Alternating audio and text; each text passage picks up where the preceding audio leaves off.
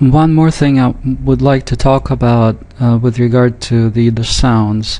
It's not so much the individual sounds and the way they're made, but rather about how sounds are put together and how Yiddish, authentic Yiddish sounds.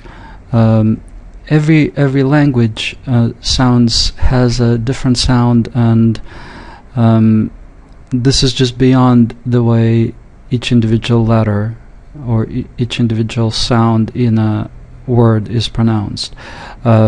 Most of it is to do with the way the breathing is controlled and the diaphragm, and the way the tongue moves and the position of the throat and the palate. Nobody teaches us that when we grow up. As kids, we just mimic it from our parents and from the surroundings, people who speak around us.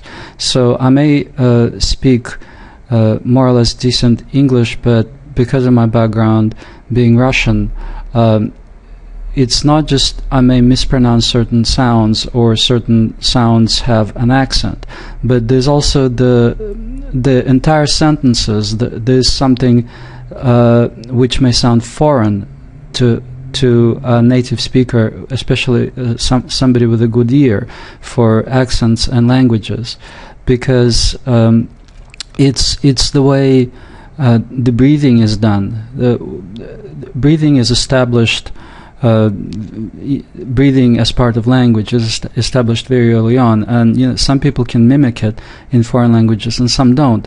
So when you perceive something as an accent, you perceive both the mispronunciation of what one would consider a mispronunciation of sounds, but also the whole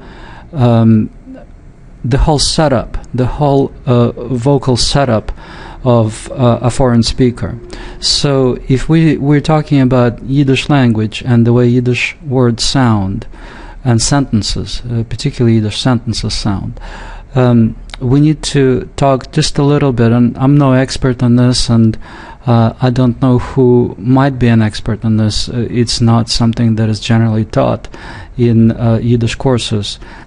So I will just mention a few things that I can perceive on my very lowly level, what makes Yiddish sound different to other languages that we know.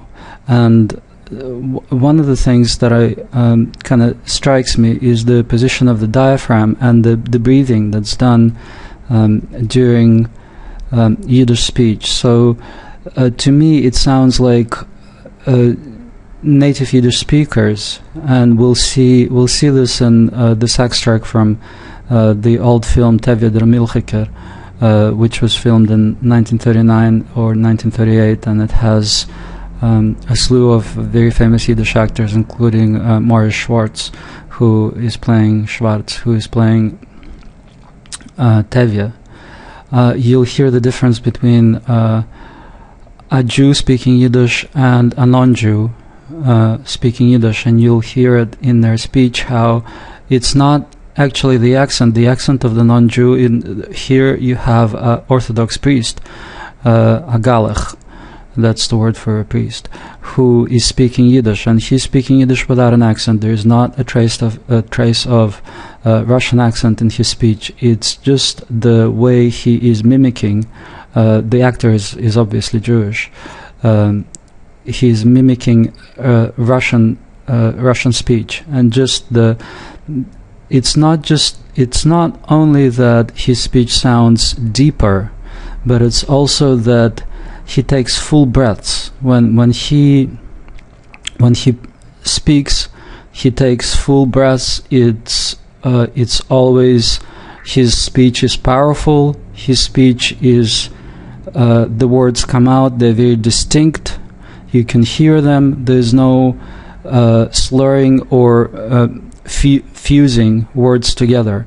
When Jews speak, and you'll hear it in Tevye's speech and in speech of other characters, my impression is that half of the breath that you take before saying a sentence that consists of more than 3 words, you would take a breath. So half of that breath is wasted kind of on a sigh, like and then the other half is used for saying whatever you wanted to say. So my impression, when Jews speak, they speak at the end of their breath, and it creates kind of a very unique sound. So you kind of make a kvetch in the beginning of the sentence, even it might be a silent kvetch, and then with the half of your breath you do the work of a person who would do the same work with the full breath. And that's what Yiddish sounds to me like.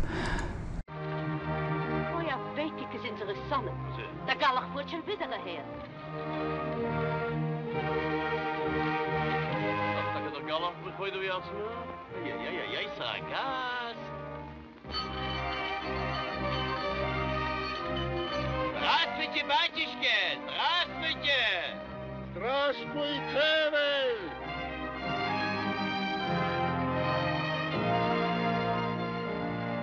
Was für ein Geschäft hat mit dem Galler? Kommt am Zieh auf der Herr. Die батюшка! Здравствуйте! Was für ein Gas, ein teurer Gas, батюшка! Was machst du etwas? Bist du schmeckt Tevye, bist du ein Liebmann Tevye? Vor in Stutter rein hat sich mir verwollt gekickt hin, wie es lebt sich mein Schuchen Tevye auf dem Futter. Fein, nicht so versündig. No, Futterul, Kim, ist sich ein bisschen Rupries, trinke ein Glas Sauermilch. Kim, Futterul, Kim. Aber die bist du, ai, was für ein teurer Gas. Pavolje. A gitter Brieder mit dem Gallach. Du bist ein sehr ungelegter Gast, Futterul, sehr ungelegter. Adan, schöne Töchter bei dir, Tevye. Es kommt aber heraus, dass sie müssen aufkommen, was ihre Eltern sind. Ihr macht sich eine paar Gnocchis, Leibzadakis, mich scherze auf die schöne Zebseere, und sie wären verbianet von der Welt und von jener Welt. Die weißt, was ich an dir sagen, Futterl? Weil die Welt, wenn er dir Meuchel, in jener Welt, wenn er dir euch Meuchel. Jeder sagt schon etwas, nice, ein bisschen nice. Hoffe dir sehr a Sach nice. Und sehr a Sach nice. Siehst du, das will ich haben. Nice will ich haben. Sagt sie da was mit Nur. Mama. Golde, den uns einen teuren Gast bringt hier. Seht, ein ungerechter Gast. Seht. Здравствуйте, барышня. Здравствуйте. Nu, setz dich Futterl, mach sich chemisch. Jetzt trinke ich ein Glas Sauermilch. Was das soll. Oh. Das ist der Futter frische, kalte Sauermilch. Dank, Tevye. Nu, jetzt Futter, der Seele etwas Neues, frische Neues. Willst Neues, will ich dir erzählen Neues. Du weißt doch, als Mendel Verebivke hat eine Tochter. Das ist aber ja Neues. Mendel Verebivke hat eine Tochter? Mendel Verebivke hat eine Tochter. Mendel wäre Biefgerot nicht so gedacht. Nicht war Geschmieden gedacht, sein eigen, selbst so ja 7 Töchter. Aber Töchter, als wenn im Pussig steht, weil es ruhig sie ja bunnen. Die Töchter haben sich zu wachsen. Nur Töchter haben schon mit Tevye, Batug essen sie, in der Nacht wachsen sie. Is dem Mendel Verebivkes Tochter hat sich verliebt in Anton, dem Lesnig Sindel, in nimmt sie, wie sie steht und geht. Ui, fertig ist der Mama. Die sitzt da von mich ledig, Futterl, Ich hab's Fischlechen in so Blottke. Was ich mir sagen im Perg, beim Koim, schein ich. Sie nicht so kein Fisch, ist Plottwitz, ist euch am Mann. Nicht du für Wust zu lachen, Tevye. Es ist eine ernste Sache. Sie ist übergegangen in unsere Schiss.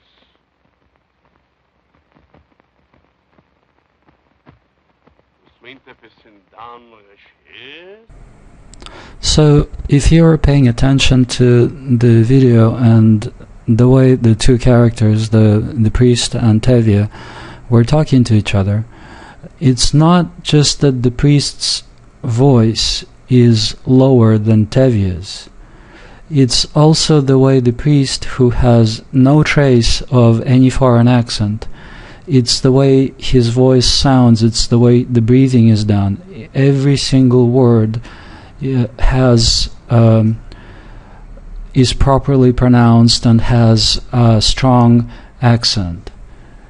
For instance, when Tevye asks the priest, "Erzähl mir etwas Neues," the priest says, "Willst Neues? Will ich dir erzählen Neues?"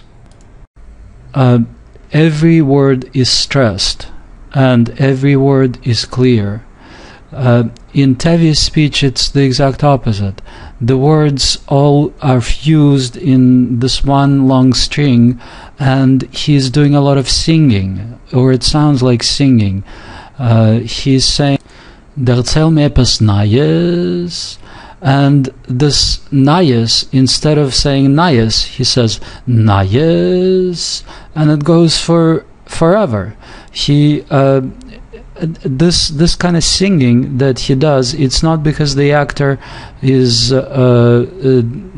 doing some kind of unnatural acting. This is natural Yiddish speech. The way we talked about the syllables like M and N on the end of words being vocalized and having their own sounds. It's the same thing with vowels. It's actually more. They're sung. They're sung in certain instances. And so, getting back to the breath, the issue of the breath, a lot of the breath is part of it is. In my example, is wasted on a sigh before anything is done, and then the other half is done on half speaking, half singing. So it sounds like he is almost, if you rewind the video and look at it one more time, it sounds in certain parts he's almost choking, he's running out of breath. And that's actually a very natural way of the way the Yiddish sounds. It's almost like they're choking and running out of breath. That's when you hear native Yiddish speakers, they're talking like that. Plus, you have, as you can see in this video still, Jews use hands, and Goyim on the left do not. I'll play you now another example of what I mean when I talk about breath, and you can listen to this lady who comes from Odessa, my hometown.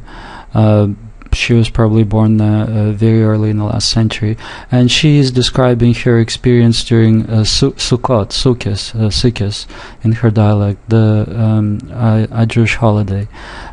Just listen to the way her breathing is done and her voice sounds, and how she's almost running out of breath and almost choking at the end of the sentences. So let's listen to this extract. Sikkes pflegt man Futter machen a Sikke, kaufen alles, was man darf. Holz, nur Breiter. Machen a Sikke, also es